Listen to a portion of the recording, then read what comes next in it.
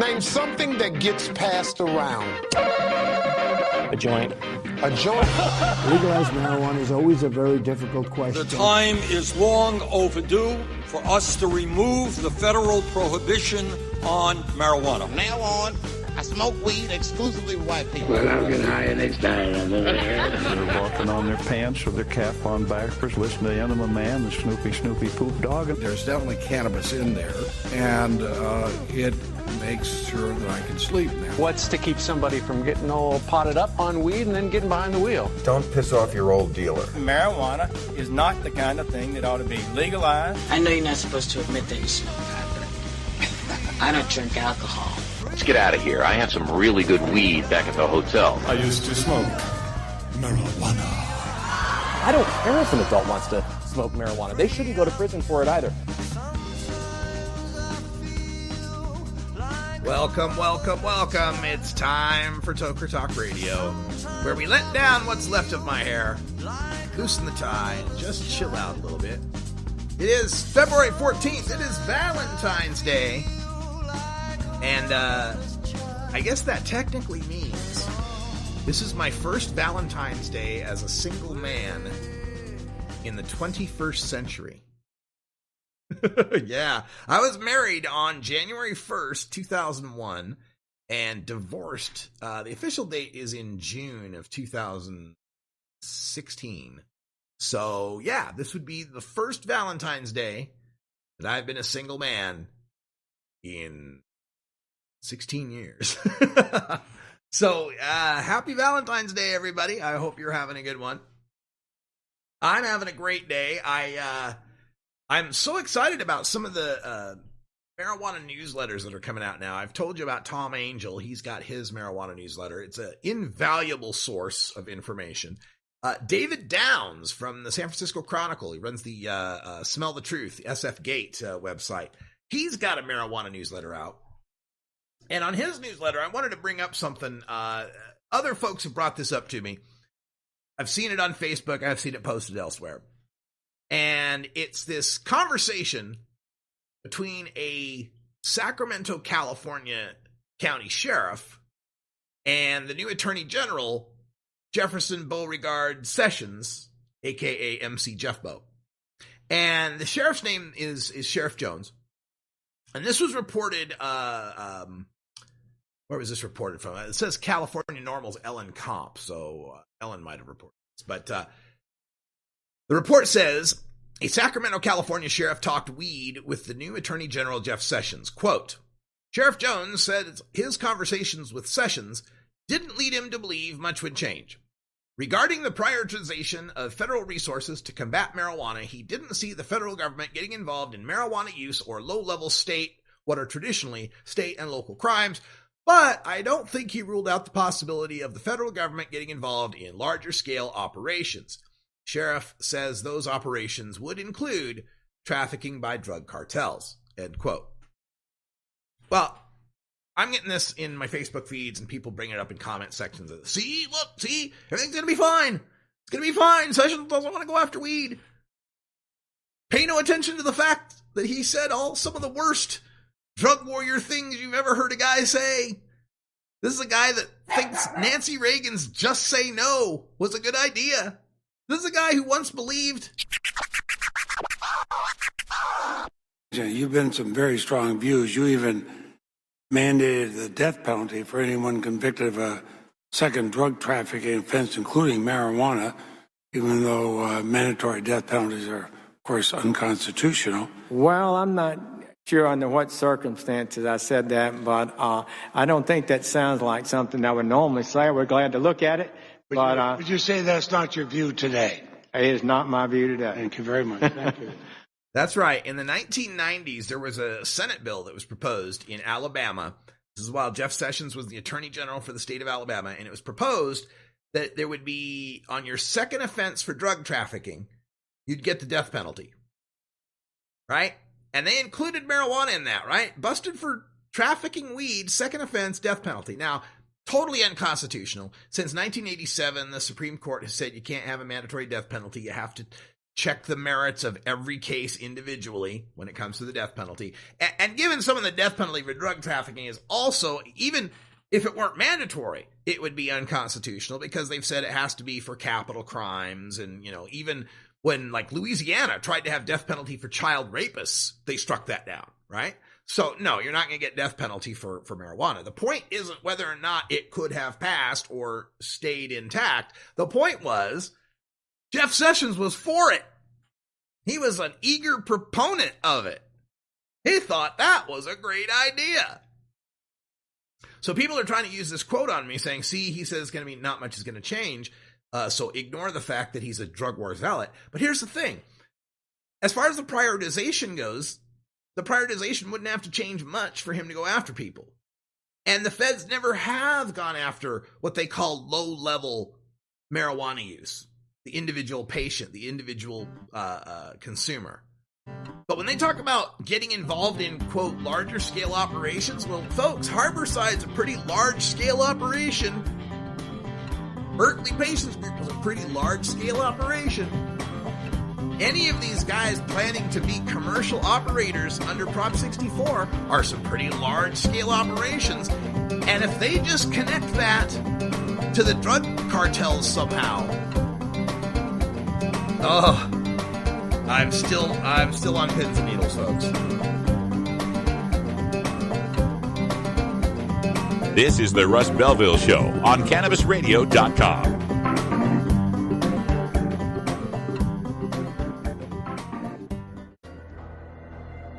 In the interest of fair and balanced journalism, the Russ Belville Show presents the anti-drug public service announcement of the day. Welcome to the Brain Warehouse. We provide new ways to cure any effects cannabis may have on your body. You a puker? Hey? No? You know about the new spew stopper? No, I'm alright, mate. This latest model reduces carrying 95% more Ah, Freak Out Free X50. You know, back in the old days, before these came out, you lost it on weed and phew, that was it. Imagine that. You want it installed? With stronger strains than ever before. Mess with cannabis and you could mess with your mind. If you'd like to find out more, talk to Frank. This has been the Russ Belville Show's anti-drug public service announcement of the day, exclusively on RadicalRuss.com.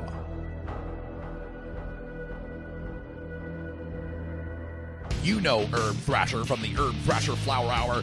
Now get ready for Herb Age Designs for the proud cannabis consumer. Herb Age Designs, lifestyle gear for the 420 friendly. Herb Age Designs, we've got Frisbee golf discs and durable hemp gear. Herb Age Designs, we've got shot glasses, drinking glasses, coffee mugs, and beer cozies. Check us out on Facebook and online at herbagedesigns.com. And follow Herb Age and Herb Thrasher on Twitter. The Russ Belville Show. Chat is for friends 18 and older. We expect our chat to be civil, mature, and free from excessive profanity. If you don't like these rules, there are approximately 6 billion other chat rooms with lower standards that you can visit. Warning. Hits taken on this show are larger than they appear. Do not try this at home. These people are professionals. Or at least they aim you to say that. Hey, man. Am I driving okay? A public service message from the Russ Belville Show.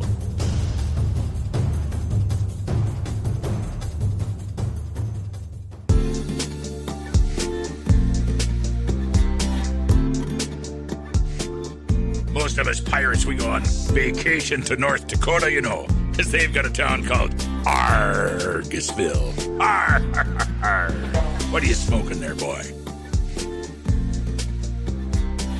This is Dan Michaels from DanMichaelsAudio.com, and you're listening to Radical Russ on CannabisRadio.com. Welcome back, everybody. We were just talking about Attorney General Jeff Sessions and his recent remarks to a Sacramento County sheriff, saying that they're going to follow the status quo for marijuana that it won't be a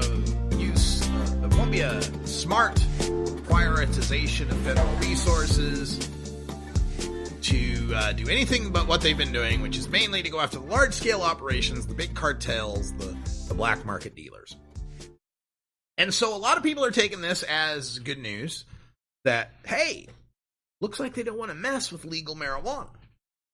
And that might be the case. You know, I may be just too paranoid. This may be a function of me growing up in Idaho and being surrounded by conservatives most of my developmental years and being discriminated against for being a cannabis consumer and seeing so many of my hopes dashed politically, right? Like when Bill Clinton was elected, I was pretty excited about that, right?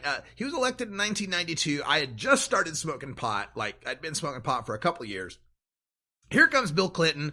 I did not inhale and I did not enjoy it. You know, we all knew that was bullshit. We knew he had inhaled. We've seen the pictures of him and Hillary in their hippie days, right? We know that he's cool. He knows what's going on, right? So when Clinton got elected, I was pretty hopeful. I was like, oh, a baby boomer, one of us, a guy who knows the gateway theory is bullshit, a guy that knows that marijuana is safer than alcohol. I was very hopeful. And what do we get? We got a doubling of marijuana arrests in this country. We got stricter mandatory minimum sentencing. We got the private prison industry. Got all sorts of terrible shit out of Bill Clinton. I was so disappointed. That was followed by George W. Bush, his administration, which wasn't as disappointing because at least I was ready for it. I didn't expect anything good coming out of W. I expected John Walters and the raids that we had on medical marijuana, that they were in character. Then, 2008, we got the election of Barack Obama. If I was excited for the election of Bill Clinton, I was orgasmic for the election of Barack Obama. Now we're definitely going to get some movement on this. We got a guy here who not only smoked pot, he did cocaine and admitted both.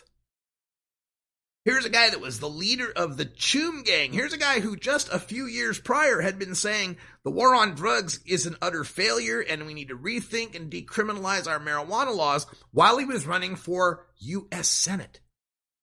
I was so excited, man. Finally, we'll get somebody, we'll get a leader, we'll get someone who will stand up for us, that won't let us get thrown under the bus. And what did we get? We got more medical marijuana raids under Obama than it happened under Bush. So when the good guys, or at least the people I perceive to be the good guys, Clinton and Obama, did to marijuana what they did, when we get an actual bad guy in there, when we get a guy like Trump who is resurrecting the rhetoric of Richard Nixon down to the actual catchphrases, tough on crime, law and order, we're getting the same exact rhetoric, the same framing as we got from the guy who started the whole thing, Richard Nixon. And when we get an attorney general who is as anti-pot in his pronouncements over the past 3 decades as anybody I've ever reported on, well, I guess I'm gun shy, man. I guess I'm nervous about that. I've seen what the good guys can do to us. I fear for what the bad guys can do to us. But like I said, maybe that's unfounded. Maybe I'm too paranoid for my own good. Maybe the tipping point has been reached. Maybe the popularity is so great and the money is so good and the people have realized the direction we need to go that maybe it's just inevitable at this point. And maybe fearing a backlash or fearing loss of political capital or having too many other irons in the fire, now that, that General Flynn has had to step down and all, maybe they don't have the time to go after marijuana. Maybe they don't have the inclination or will to go after marijuana. And God, that would be great. Oh, I'd be so happy to be wrong. So happy to be wrong. I would love to be on doing this show 4 years from now, talking about how the marijuana industry has grown so much and how there's all these dispensaries and big grows all throughout California and the West, and they're starting to spring up in Massachusetts and Maine, and how we got marijuana legalized in Michigan in 2018 and medical in a few other states in 2018. Man, I want that. So that would be great. I'm not in this to be right. Like, if I'm wrong, that'd be great. I'm all for being wrong in this case, and Trump administration end up being a blessing to the marijuana movement. That would be great. I'm just telling you how I see things. And I've rarely gone wrong overestimating how much of a motherfucker can be. And guys like Jeff Sessions, guys like, they're getting put, this Tom Price, these are motherfuckers. They're gonna do what they can to mess up our momentum, to mess up. This is a culture war to them. And I don't think, there's a lot of players out there that want to see us fail that haven't been too overt about it yet. Pharmaceutical industry, alcohol industry, the private prison industry. A lot of these companies, a lot of these big, huge multinational corporations. Yeah, I laugh when our side goes, oh, the marijuana industry's so big. We're worth $6.7 billion. And like real industries are like chuckling at that. 6.7 billion. Gross. Pfizer's profit was $7 billion. One pharmaceutical company profit was more than the entire marijuana industry is worth. And you got to imagine, those guys are going to be putting some political pressure on the Congress, on the Trump administration, to do something to slow down or thwart how marijuana legalization can affect their bottom lines. But we shall see. Things are so chaotic right now, it's hard to tell what could happen, right? They may be so embroiled in the Trump administration. They may be so embroiled in Russia scandal and, dealing with Iran and China and a bunch of other stuff that they just can't even get around to weed. We might be blessed by the fact that they're so incompetent, they can't even wreck things correctly. They don't even have the wherewithal to be able to know what to do to mess with marijuana. Maybe that's the saving grace here.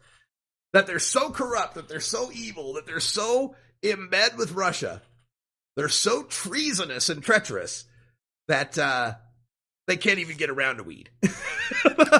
Maybe that's the way to sell me, guys. Maybe that's the way to sell me. Sell me on my cynicism, right? Dude, they're so awful. They've got so much shit to deal with. They'll never get around to weed. That's better. Like, don't try to convince me they don't want to, I guess is what I'm saying. I'm not convinced they don't want to go after weed. I think if they could and they see an opening, I think they will. Convince me they can't. That I think is going to work better. But I'm not convinced by the argument that it's too economically big or it's too politically popular, because I got a ton of examples where political popularity means jack shit and where economic viability is thrown away in the name of a culture war. Again, right or wrong, it doesn't really matter. It's just the way I see things. If I were advising investors, I'd say be careful and diversify at this point. Don't bet on the marijuana movement progressing the same way it always has over the past 4 or 5 years. Let's see how things shake out. I think we'll know pretty soon. I think we'll know by 420 how things are going to shake out with respect to marijuana. I think we'll know. It may take another couple of weeks for Trump to get this whole Flynn thing behind him, or the Russia thing behind him, or who knows, maybe. God, man, it's so unpredictable. It's just like, you don't know. I could turn on CNN after the show and see a banner that says Trump resigns. Anything's possible at this point. There's no standards anymore. You can't compare this to any other prior era of American history. I think we're in uncharted territory when it comes to the Donald Trump administration. Let's hope that our states can stand strong, that we have made enough progress, and we have reached this tipping point, because if we haven't, they're going to tip us back. MFer, I want more iced tea. That's another sad thing about the Trump administration. It actually makes me appreciate Bill O'Reilly. Up is down. Hot is cold. Good is evil. We are in Orwellian times, ladies and gentlemen. Let's take a break. It's time for our safety briefing. Smoke them if you got them. We'll be back right after this.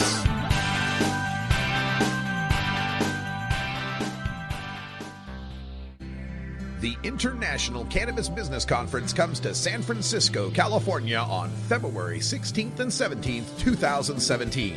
The ICBC San Francisco, Northern California's first business-to-business event since the recent historic election, will bring together top state regulators and industry leaders to discuss permits, business models, and opportunities within the newly enacted laws and landscape. Of course, the ICBC also famously offers some of the best cannabis industry networking, leveraging our worldwide following to connect wholesalers, brands, distributors, investors, and strategic partners. And don't forget to come early for our VIP reception and stay late for our legendary after party. Join us for the longest continuously running cannabis business conference in California at the Hilton San Francisco, Union Square. The one and only International Cannabis Business Conference. Visit internationalcbc.com for tickets today. You're listening to the Russ Belville Show. Marijuana is not heroin. You can find Radical Russ online everywhere. Warning. Hits taken on this show are larger than they appear. Do not try this at home. These people are professionals. Or at least they pay me to say that. Uh-oh. Sounds like somebody's got a case of the Mondays. A public service message from the Russ Belville Show.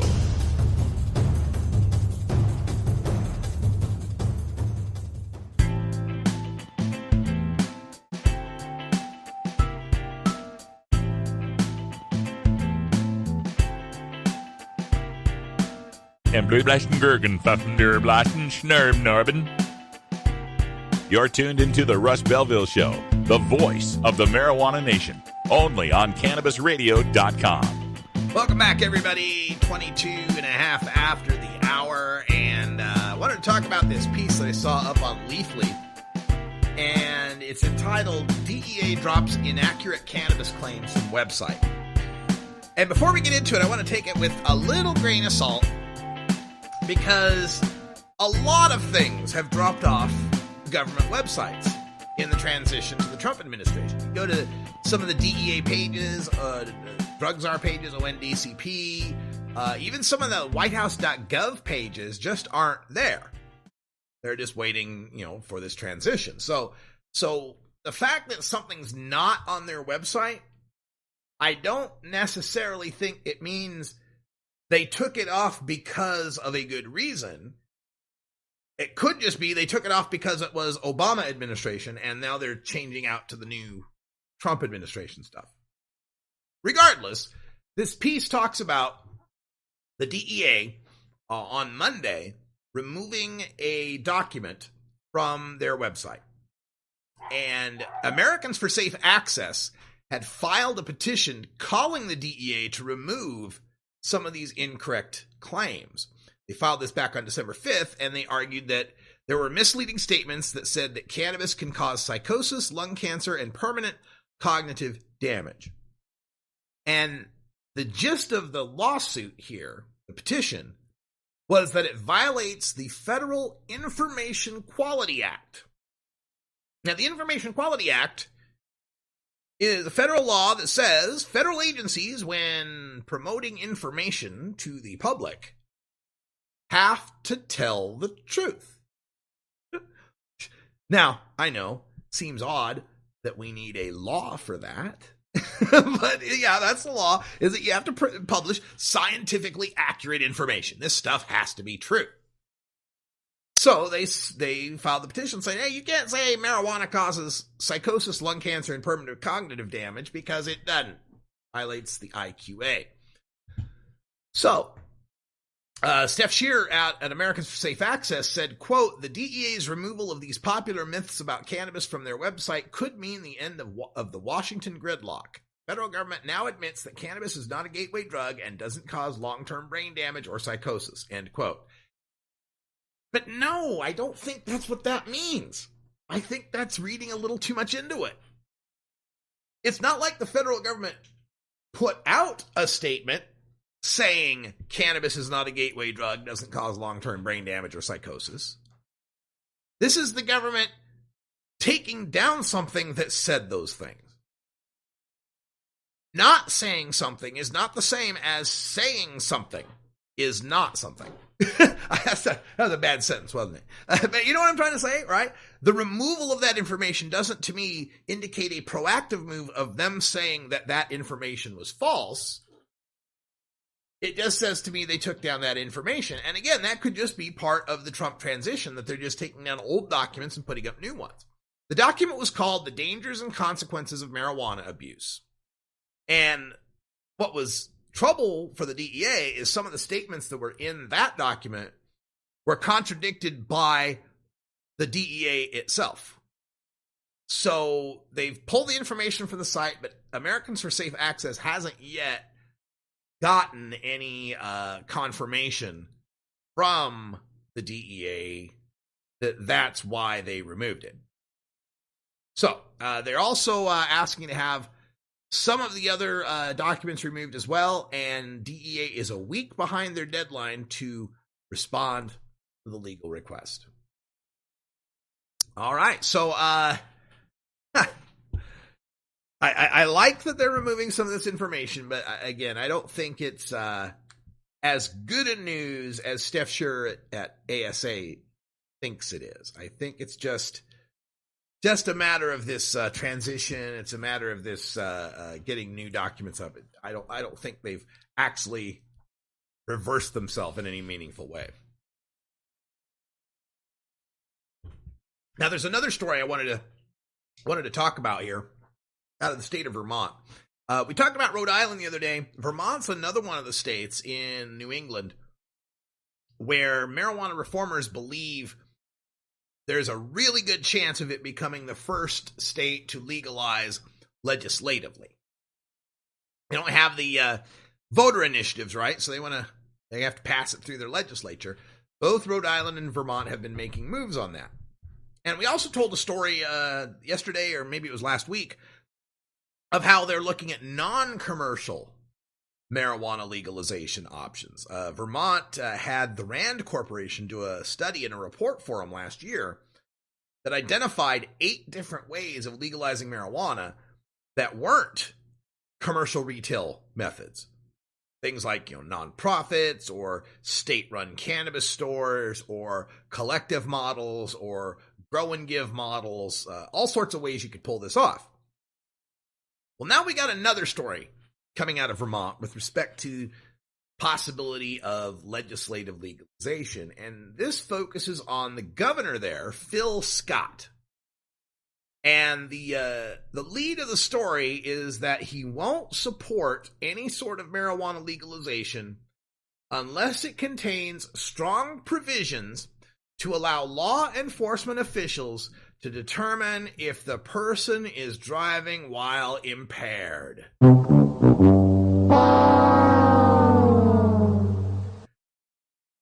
We did the radical rant about California coming up with ways, poll tax tactics to try to stop people from having their home grow right. This is more of the same. Governor Scott, if you're stonewalling on legalization, if you're threatening to veto any sort of legalization that doesn't contain some sort of magic number, DUID level for your law enforcement officers to bust people, then what you're basically doing is saying you're not going to pass legalization, or if you are going to pass legalization, it has to be unfair, unjust, and unscientific. Now, we know there is no magic number that tells when someone's too impaired to drive a car. It sucks we have to keep making these arguments, and we're going to probably have to make them for the next 10 years. And I wish we could just take a tablet to Governor Scott and show him.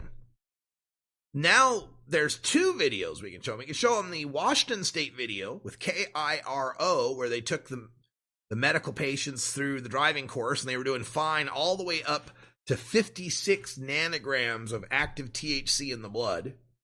And remember, the DUI limit in Washington State's 5 nanograms. And now we've got this newer video coming out of that station in Massachusetts that also took some medical consumers. This time they were testing THC in urine. These people all showed up to the test already at 94 to 103 nanograms of THC in the urine. And it was unclear whether they were talking about THC or metabolites, but regardless, lots of states have zero tolerance laws that dictate any amount of THC or metabolite in the urine makes you guilty of being a stone driver. And these people are showing up 94 to 103. The test has a bottom threshold of 50. So they're already twice the testing threshold when they started the test. And of course, when they started the test, they were judged to be just fine as far as driving goes. And then they were smoking marijuana in between sessions, getting back behind the wheel and running the test again. And many of them were doing fine in the first and the second sessions. It wasn't until about the third time they smoked some pot, and many of them saying, look, I'm way too high to drive. I wouldn't normally be driving under this circumstance. I'm way too high. But even then, we're not driving so terribly dangerously that you'd be terrified of them.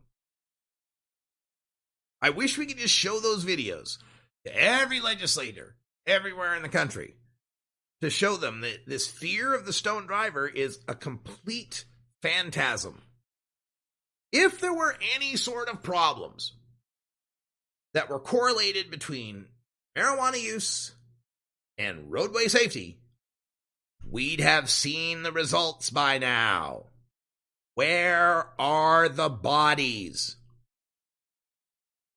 Show me the bodies, man. When MAD came up, Mothers Against Drunk Driving came up through the late 70s and finally early 80s started getting DUI laws passed and, the .08 and all that. My dad was a drinker back in those days, and he'd gotten some DUIs, and he'd rolled a couple of cars in his time. But when MAD started its campaign, the reason they were successful is they could point to the bodies. They could show in state after state after state how many people were dying because of drunk drivers. You don't have a similar narrative for the marijuana drivers. Yeah, you can get the case here or there where someone was stoned. And usually, when they were stoned, they were also on some pills and they were also on some alcohol. But where they run someone over, I'm not saying it doesn't ever happen. I'm not saying that getting high and driving is a good idea. What I'm saying is, there was no massive spike in roadway fatalities during the summer of love.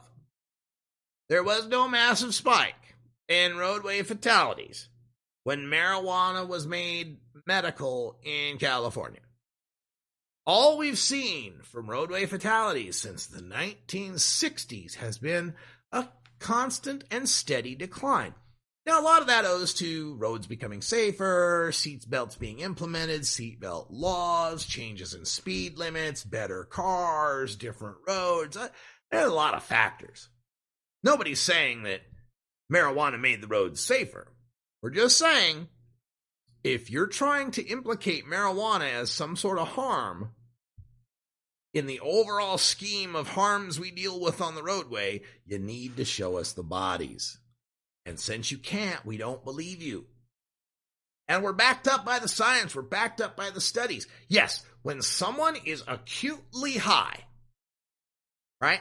Take someone, blast him out on dabs and put him on a simulator. they're not going to do as well as when they're sober. But someone who merely has marijuana in their system or smoked recently isn't necessarily impaired. Plus, we need to get off of this idea that someone who's not driving as perfectly as they can is a problem. That's implying that there's a relative baseline, right? Like if you drive at 100% and you get stoned and now you're down to 95, you're somehow a criminal. To me, it matters how well do you drive in the absolute. Let's say a passing grade for a driver is a 70. All right, if you're normally 100 and you get stoned and now you're a 95, you're not a problem. You're still way above 70. But there's some drivers out there, let's say old age granny who can't see over the steering wheel, or some 20-something who's on other pills or something, might be a 65 sober.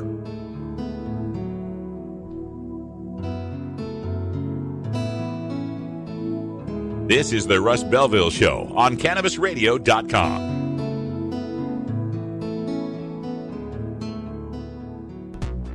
When you are starting up a medical cannabis business, you want a fired-up lawyer who understands the needs of cannabis consumers.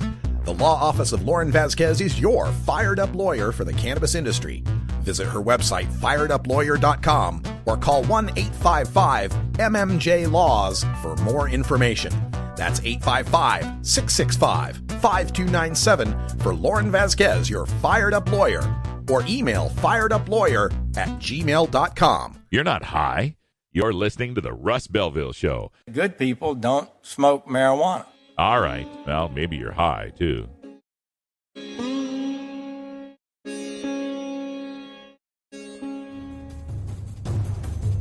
Warning. Hits taken on this show are larger than they appear. Do not try this at home. These people are professionals.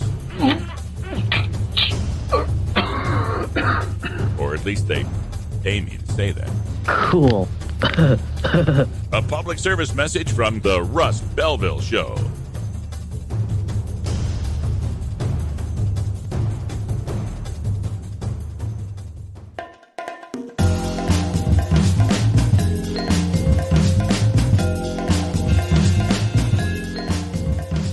Remember, friends, there's more to life than marijuana.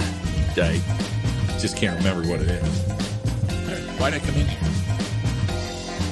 You're tuned into the Russ Belville Show, the voice of the marijuana nation, only on CannabisRadio.com. Welcome back, everybody. 37 after the hour, coming to you live from beautiful legal Potland, Oregon, in stereo. That's right, we're in stereo. I like being in stereo. Although I was reading some of the people in the chat room are saying it's kind of freaking them out. I don't mean to freak you out, folks. But I got so many of these little musical things that are in stereo, and the laptop runs the stereo straight to the USB thing, so that's cool. But the microphone thing was only working left or right. So if I don't go stereo microphone, if I go mono microphone, I also have to go mono music, and then I didn't like that. So to make the music stereo, I had to make my voice stereo, and I kind of like it. So there you go. Fun with stereo. Let's get back to talking about the war on certain American citizens using non-pharmaceutical, non-alcoholic, tobacco-free drugs. One of the things that's given in our law enforcement, in our criminal justice system here in America, is that you get punished a whole lot more for stuff you do to a cop than what you do to a normal person. Blue lives matter, right? Assaulting a police officer, killing a police officer, even assaulting a police dog or police horse, or vandalizing police property. These things can get you a much greater sentence, a much more severe crime, because we value our law enforcement officers. We hold them on high, we respect them, we want to make sure that the society respects them, and we want to make sure that people understand that messing with them is a very serious crime. Because we want law and order, right? That's the That's the reasoning, right? My problem with that, I don't actually have a problem with that part of it. I'm a law and order. I like law and order.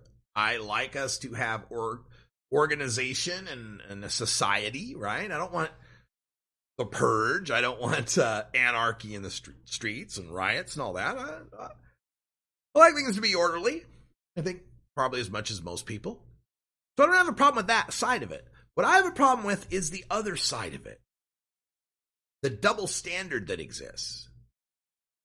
If it is so much worse a crime for us to inflict damage or disrespect to police officers, shouldn't it be a much greater crime when police officers themselves disrespect the law? I'm saying here, if I get a enhanced sentence for punching a cop, shouldn't a cop get an enhanced sentence for abusing a citizen? If I get an enhanced sentence for vandalizing a police station, shouldn't cops get enhanced sentences when they engage in corruption, let's say? Well, I bring that up because of this story that I found. It's out of New Jersey, and it deals with these two DEA agents. They're now former DEA agents named David Polos and Glenn Glover. And they were convicted for making false statements on security forms. They have to undergo background checks to become DEA agents. They made false statements. They lied about their background so they could become DEA agents. What was it they lied about? Well, turns out these two fellas were owners, co-owners, or partial owners of a strip club, and that some of the dancers at the strip club were illegal immigrants, and they knew about it and helped hide their immigration status. And what else? There was another, used their DEA cell phones to conduct strip club business. Hey, bring the cooler to the bar. We need to move the ice machine. that kind of stuff. Use DEA equipment to level threats. Polos was in an argument, lifted up his pant leg that showed his gun in his holster on the ankle and said, quote, "This is the boss. I am the boss." And again, a lot of the dancers were illegal immigrants, including one dancer from Brazil with whom Polos had a close personal relationship. So these two agents broke the law, lied about their involvement in the strip club on the security because they said, well, we were afraid that if we mentioned that we were co-owners in this strip club, that maybe you wouldn't hire us. Oh, really? Gosh, it must really suck when something you do in your own private time off hours is used to discriminate against you in hiring. God, that really sucks. Yeah, so anyway, these guys were sentenced now. They were found guilty, and they were sentenced. And here's where I've got an issue here. These two guys will not see a day in jail.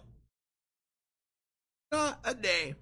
They got 1 year probation, 250 hours of community service, and $5,300 in fines and penalties.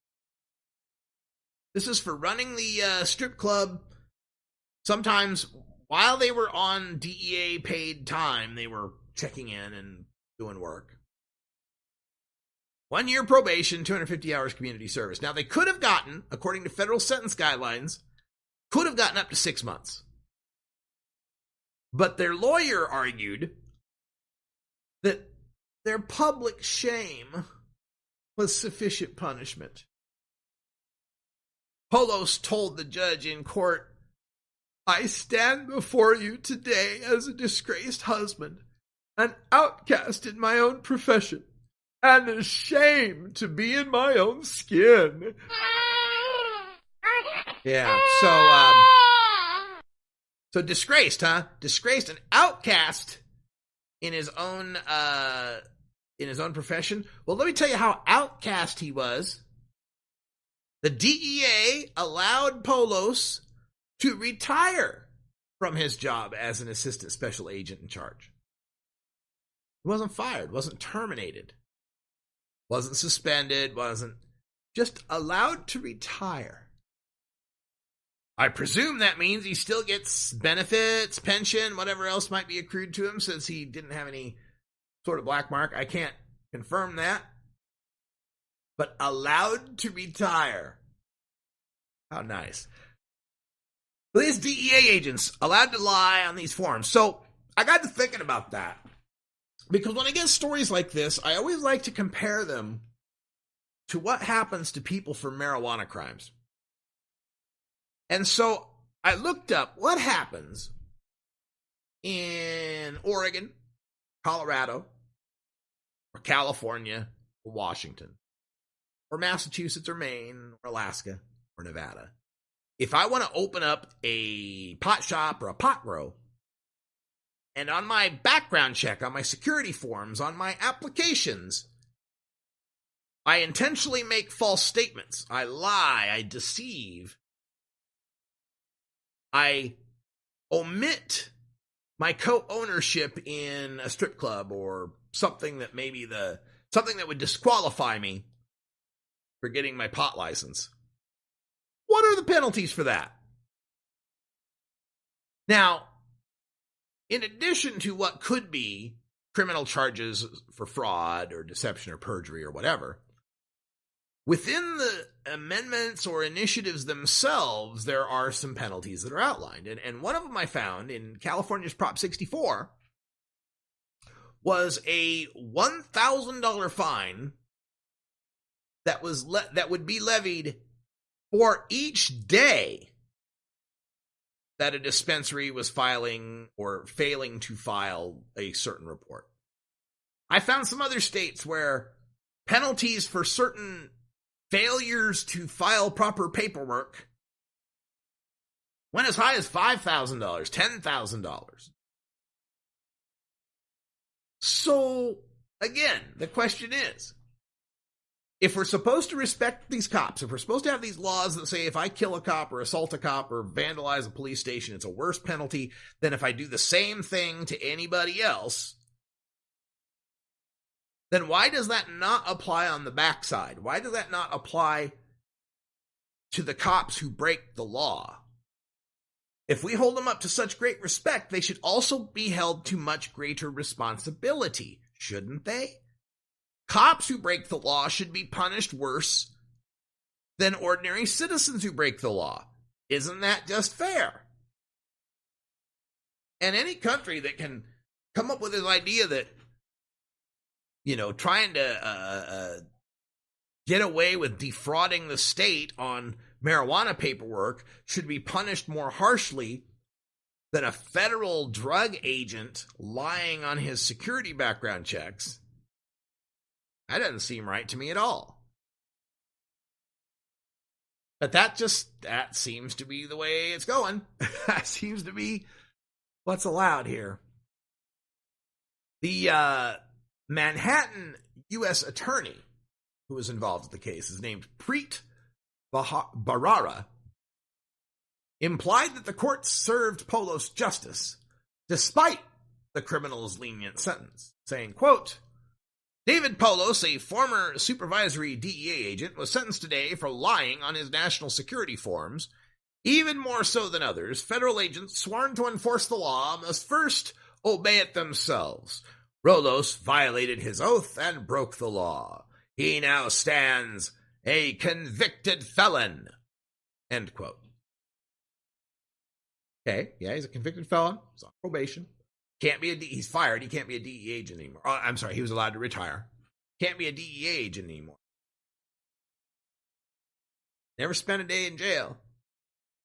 Threatened people with by flashing his DEA-issued gun, used his DEA-issued cell phone to run strip club business, spent DEA-paid time running the strip club business, had a sexual relationship with an undocumented Brazilian immigrant and allowed other undocumented immigrants to work there.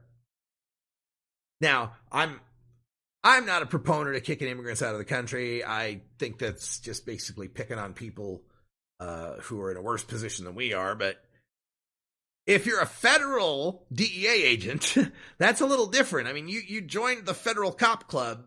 You got to be on the federal immigration club too, right? But again, slap on the wrist for the DEA agents. Lenient sentence for them. Sorry, I want to see it.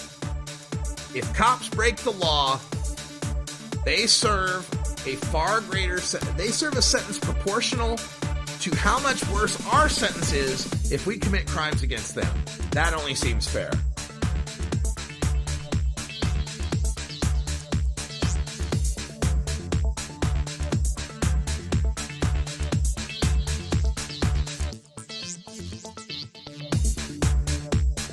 This is the Russ Belville Show on CannabisRadio.com.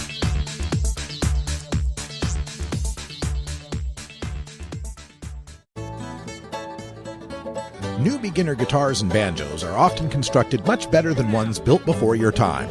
Why struggle? Get a new instrument or fix the old one. The trusted professionals at the Fingerboard Extension will evaluate your instrument for free. Repairs are priced for people who work for a living. Stop by the Fingerboard Extension downtown Corvallis at 120 Northwest 2nd Street today, or check out its inventory on the web at fingerboardextension.com. You're not high. You're listening to the Russ Belville Show. THC levels in marijuana snacks are so high they could kill children and pets. Okay, maybe you're high too.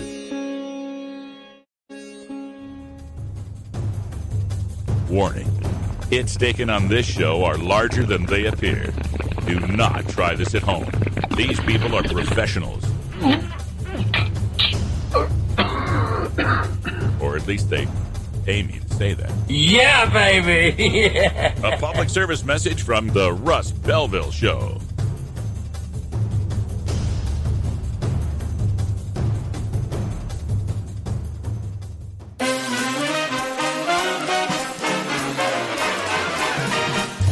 Warning, hits taken on this show are larger than they appear. Do not try this at home. These people are professionals. Or at least they pay me to say that. This is the Russ Belville Show on CannabisRadio.com. Welcome back, everybody. Just a few minutes left in today's show. Quick reminders about our schedule. Tomorrow, I will be at the Cannabis Collaborative Conference, and we're going to see what we can do there. I'm going to try to stream live from the conference, but I'm not getting my hopes up because it's at the Expo Center and it's usually shared internet and one of them Wi-Fi deals and not usually very productive. So plan B is that tomorrow I'll go out for the morning session and take my recorder with me. And then I'll come back and do the show here from Delta 9. I think that's probably what we'll do. So I think, yes, we'll have a show tomorrow with highlights from the Cannabis Collaborative Conference. And then Thursday, we will be off. No live show on Thursday because that is the time we will be spending all morning driving to San Francisco, California. I actually got out of the second day of the CCC so we could make the drive to the ICBC, the International Cannabis Business Conference, taking place in San Francisco on Friday. But Thursday at 6 p.m., they have this VIP reception. And at the reception will be Lieutenant Governor Gavin Newsom, Tommy Chong, Henry Rollins, and John Sally. So I decided I had to be at that. I got to get some selfies with those folks. So we will be there on Thursday. No live show on Thursday. Friday, we'll still be there in San Francisco. We will live stream from the ICBC. It might be audio only. We'll just see what we can pull off.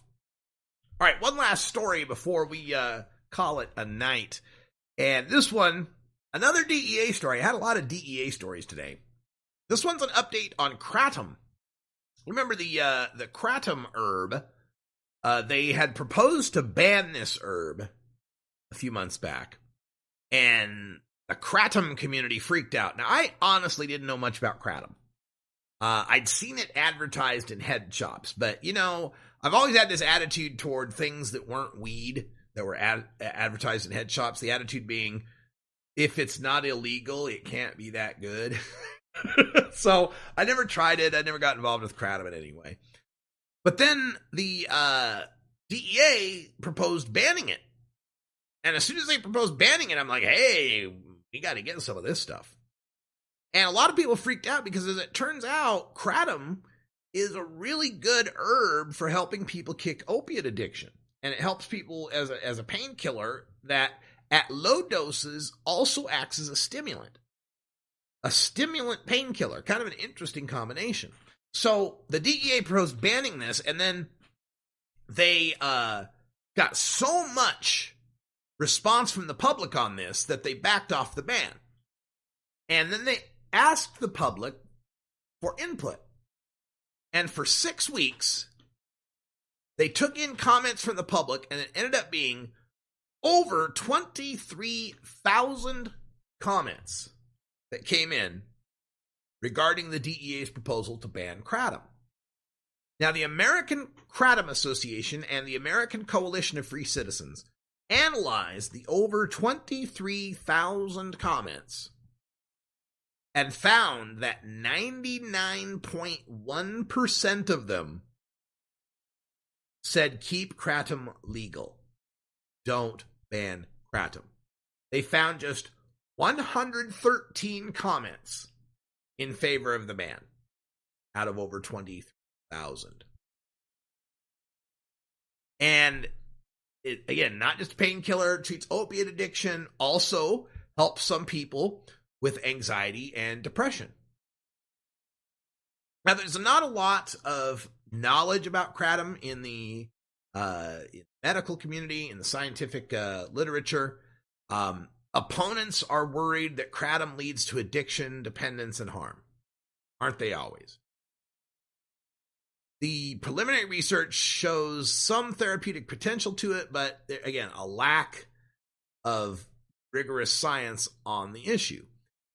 And so the DEA, its attitude was, well, we don't know enough about this thing, we should ban it. See, this kind of shows you a fundamental dichotomy between me and them. And I hope you and them. But I can only speak for myself. And that is this. To me, the notion of a free country, of a free society, means everything's legal until it's proven harmful.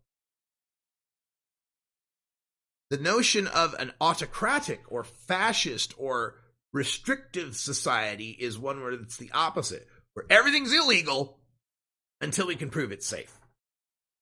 And that's what the DEA seems to be doing. Well, we don't know enough about this kratom thing, so we better ban it. No. I say make it legal until you can show me how it has to be banned, why it has to be banned, that there's a compelling public interest in banning it. All things should be legal until they're proven harmful. That's what it means to be free. At least that's what I think it means. All right, folks, well, that's all the time we got today. Time flies when you legalize. So happy to have you here. We're here tomorrow with more news and interviews you can use for the cannabis community. Had a great time on today's show. We'll be back. And the travel schedule is really kicking in, folks. If you can help out, help me offset some of these costs, I'd really appreciate it. You can always PayPal me at paypal.me/RadicalRuss. And I'm still working on the RadicalRuss.com site. We'll have that VIP thing up as soon as I can get it. For everyone here at Delta 9 Studios, I'm Radical Russ. Until next time, take care of each other, tokers! This is the Russ Belville Show. The Russ Belville Show is blogging and podcasting daily at RadicalRuss.com. it, you dry it, you roll it, you smoke it. You take a seed, you plant it, you grow it, you dry it, you roll it, you smoke it. You take a seed, you plant it, you grow it, you dry it, you roll it, you smoke it, and it goes down smooth. You're listening to the Russ Belville Show. Criminalizing marijuana, it's costing us a fortune. You can find Radical Russ online everywhere.